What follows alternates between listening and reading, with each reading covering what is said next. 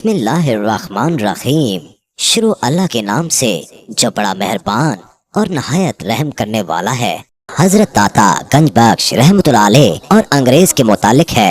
हजरत दाता गंजबख्श रहमतुल्लाह अलैह के पहलू मुबारक में आज भी एक अंग्रेज की कब्र मौजूद है जो इस्लाम ले आया था। उसका वाक़या सीरत दाता अली हजवेरी रहमतुल्लाह अलैह में कुछ यूँ मिलता है। एक अंग्रेज था जिसने तारीख इस्लाम को पढ़ा और इस्लाम को पढ़ते पढ़ते कुरान और हदीस का मुतालिया करते करते वो इस्लाम की तरफ ऐसे माइल हो गया कि उसने इस्लाम कबूल कर लिया। और इस्लाम कबूल करने के बाद जब उसने तारीख इस्लाम और इस्लामी वाक़यात का मुतालिया किया तो उसके दिमाग में एक सवाल ने जन्म लिया और वो लोगों से पूछता रहता था कि अल्लाह के नबी हजरत सुलेमान अलैहिस्सलाम के दौर में जब हजरत सुलेमान अलैहिस्सलाम ने अपने उम्मतियों से फरमाया था तख्ते बल्कीस को मेरे पास लाया जाए, एक अल्लाह के वली जिसे अल्लाह ने किताब और हिकमत का इल्म दिया था, हजरत आसिफ बिन बरकिया रजी अल्लाह ताला अन्हु, जो हजरत सुलेमान अलैहिस्सलाम के पास वजीर थे, वो इतना बड़ा तख्त जिसका तफसीर में जिक्र आता है 80 गज चौड़ा और 80 गज लंबा, हजारों मील की दूरी पर वाक़या था,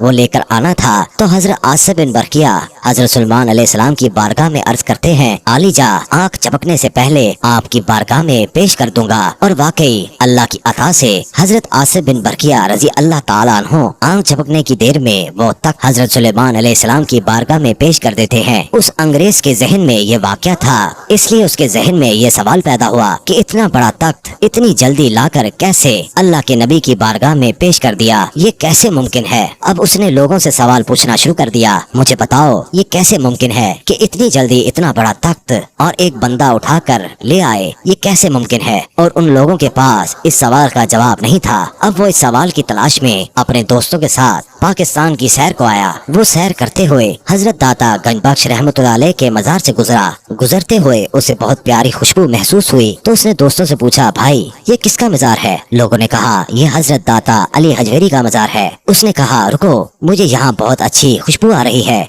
वो अपनी कार से उतरा और सीढ़ियाँ चढ़ता हुआ दरबार अक़दस की तरफ आया। जैसे ही वो ऊपर पहुंचा, एक हसीनो जमील नूरानी चेहरे वाले बुजुर्ग सफेद लिबास पहने हुए मौजूद हैं। जब वो उनके करीब गया तो उन बुजुर्ग ने उसे अपने सीने से लगाया, सलाम दुआ की और अपने पास बिठा लिया और इरशाद फरमाया, क्या पियोगे, क्या खिदमत करो तुम्हारी, ठंडा पियोगे या गरम। अल्लाह वाले मेहमानों की खातिरदारी किया करते थे।